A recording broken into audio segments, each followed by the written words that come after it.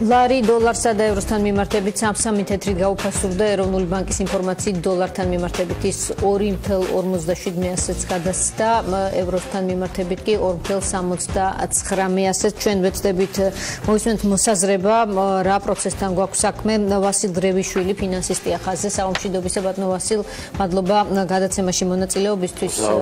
როგორ ფიქრობთ რა ტენდენციასთან გვაქვს საქმე აღდგომის შემდგომი პერიოდის თვის დამახასიათებელი პროცესია თუ რაიმე სხვა თემა? არა, აღდგომას ნაკლებად უკავშირებ.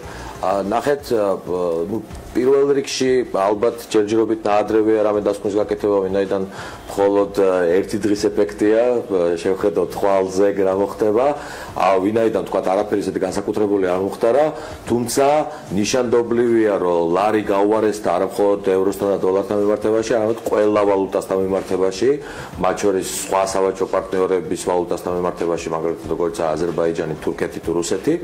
შესაბამისად ეს არის წმინდა შიდა ეფექტი, ეს არ არის თქვათ თუნდაც იგივე მეზობელი ქვეყნების ვალუტის გაუარესების ეფექტი, შესაბამისად კიდევ ერთხელ ვიმეორებ, დაველოდოთ რამდენიმე დღე, თქვათ რაღაც სიახლეს რა მოხდა, თქვათ იყო ეს დიდი ბატონო ვასილ, რამდენიმე დღეს დაელოდებ, რა თქმა უნდა, მოსახლეობა, ვინაიდან მით უმეტეს ისინი, ვინც მიბმულნი არიან ამ კურსზე, ვის საქმიანობაც მიბმულია, თუმცა რაიმე ტიპის პროგნოზის გაკეთება თუ შეიძლება, როცა ასეთი ტენდენციით ხასიათდება ხოლმე ვალუტა, რა შეიძლება ამას მოხვდეს? კი ბატონო, მოგახსენებთ, მოდი ესე შევხედოთ, არსებობს თქვათ სამი ეფექტი ვალუტაზე, ეს არის მოკლევადიანი ეფექტი, ის რასაც უყურებთ, ანუ თქვათ ერთ დღეში რაღაც ცვლილება, არის საშუალოვადიანი ეფექტი, რომელიც პირდაპირ არის დამოკიდებული ქვეყანაში ვალუტის შემოდინებაზე, იქნება ეს გზავნილები, პირდაპირ უცხოური ინვესტიციები თუ ექსპორტ-იმპორტის დადებითი ბალანსი ამ შემთხვევაში, ჩვენ შემთხვევაში გადინებაა და უფრო გრძელვადიანი ეფექტი, რომელიც არის ინფლაცია. ხო? ანუ ინფლაცია და საშუალოვადიანი, ასე ვთქვათ,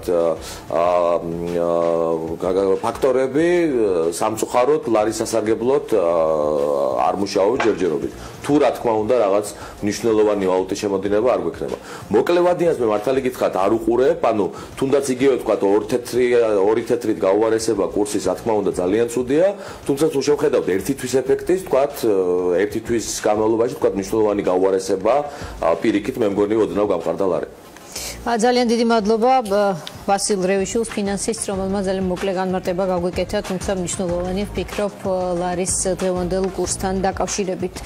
ჩვენ დღევანდელი გადაცემა კი ამით დასრულებულია. პოლიტმეტრი შეგვხვდება ზუსტად ერთ კვირაში, ოთხშაბათს საღამოს 8 საათით. მადლობა.